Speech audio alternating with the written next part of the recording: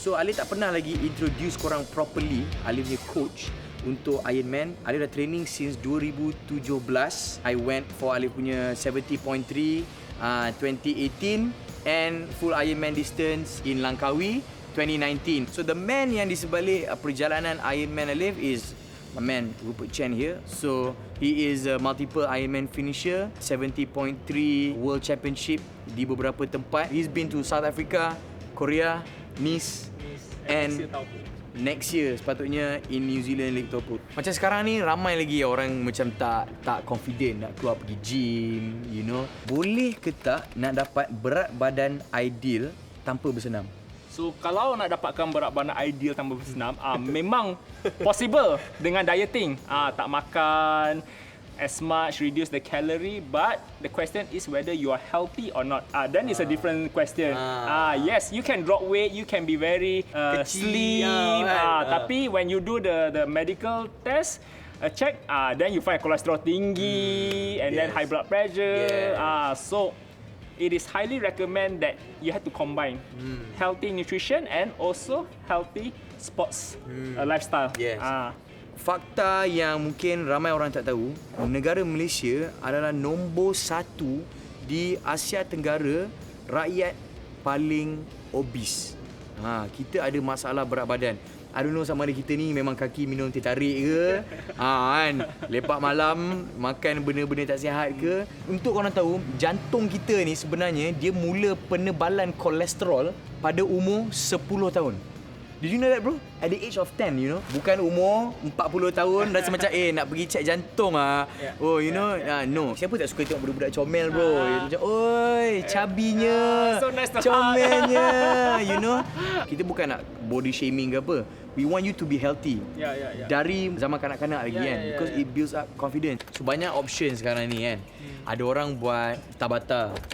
Ada orang buat HIIT training, HIIT, and ada orang buat LSD. That's right. Okay, from your understanding, apa dia punya tiga ni? LSD, we start with LSD, it stands for long slow distance. So biasa people associate with running lah. So if you want to do the LSD run, normally we do at a lower intensity, zone 2. That means from your maximum heart rate is about 75% of your maximum heart rate and slightly lower lah. Don't exceed that, because if you exceed that, it doesn't serve the purpose of LSD already. End up as a moderate or the tempo run. So then you use a different energy system. It doesn't have the function of LSD, because LSD, the main reason is you want to build the aerobic fitness as you train. So the other training is HIIT, high intensity interval training. So generally how you do that is that you have a high intensity interval during a period of time, and then you have a recovery in between that. So the duration of the intensity and the recovery time is really depending on the objective of a training, right? You can have anything as simple as 1 minute on, that means 1 minute high intensity, 1 minute off, and then you repeat lah times 5, times 10, or you can even do it even longer or even shorter depending on the reason. The nearer that you are during the race season, the more you should run train similar to what you will be racing at. But can you build muscle without weights?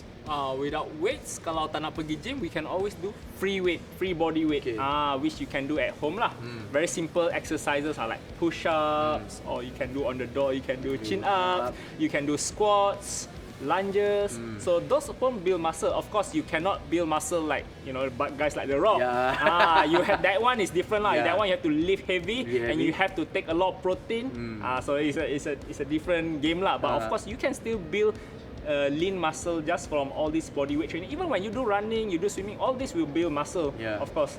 But of course, you won't be super sado lah. Penting is that it is consistent training and gradual increment. Say for this week, you do push-up 8 reps times 2 sets. So next week, you can increase 10 reps times 2 sets. Okay, next week you do 12 times 2. Kalau tak, the muscle will plateau. It will sampai sama je. So you have to keep gradually shock the body sikit. How about dia punya diet pula?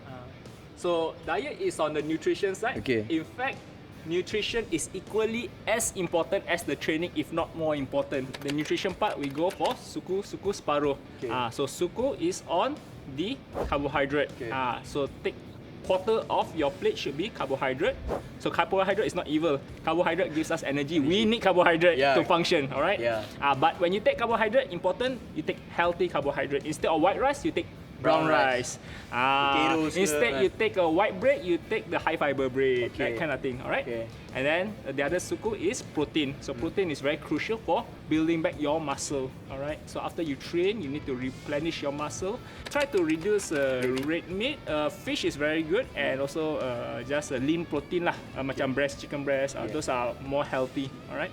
And then separuh is for the healthy vegetables, sayur. So majority of your food should have the vegetable because it has a lot of fiber. It makes you feel fuller and then has all the vitamins. So the other one is don't skip your important meal. The most important meal, of course, is breakfast. So after you wake up, make sure that you take high fiber oats, chicken eggs, high fiber bread. Those are the healthy, more healthier option lah. Apa kau punya breakfast, bro? Normally, let's say I'm training like today. Before I train, I'll take like oats with Milo, just something light and a banana or something. And then after I train, then I will take something heavier after. Maybe eggs with avocado, banana, something healthier. Alif sendiri pun, anak-anak Alif suka makan snacks, you know, in front of TVs, you know. Sometimes diorang pun memilih juga bila nak makan snack kan. Tapi Alif personally, kita orang we give them kalau snacks biskut mancis yang oat cookies nasib baik anak-anak aku suka. That's a healthy option. Dia nampak macam chocolate cookie lah, padahal dia tak tahu itu adalah oat kan, rasa je. So dia ada option lah untuk anak-anak kita. Macam Alif sendiri pun anak dah masuk 3 dah, you know. Kita pun kena juga control, jaga anak-anak kita. And nasib baik my kids are active kids. Diorang pun suka berlari, diorang pun suka kayu bisikal. They enjoy swimming. I think that especially untuk children, it's easier that when they are younger, then you implement a very healthy lifestyle, healthy habit. And then as they grow older, then they like vegetable. Like when I was younger, my mom always asked me to eat a lot of vegetable, and I start to like it. Now I grow older, pun I suka. Now I really like vegetable, and it's easy to teach when you are a kid. For me personally, I don't take sugar, kan. Tapi in training pula, when you are training, obviously you sometimes need benda a sugar rush kan. That's right. So how is that? So in general, we try to avoid sugar lah. Sugar memang this is confirmed that it is unhealthy. But because when you are training, you are pushing hard. You need that boost of energy, and sugar, of course, simple sugar, you can take it, but you will find that it's very fast. It will convert to energy. So it doesn't stay in the body when you are training. In fact, you need it to be able to perform well, right? Meaning you have to know when to take your sugar. You have to know when to take your sugar. Of course, there are more healthy options as well. So most important, kalau you want something to stay long term, you have to do it in a long term healthy basis, not crash diet. You want to lose weight, then gradually, it's very hard. Let's say you will not totally stop sugar.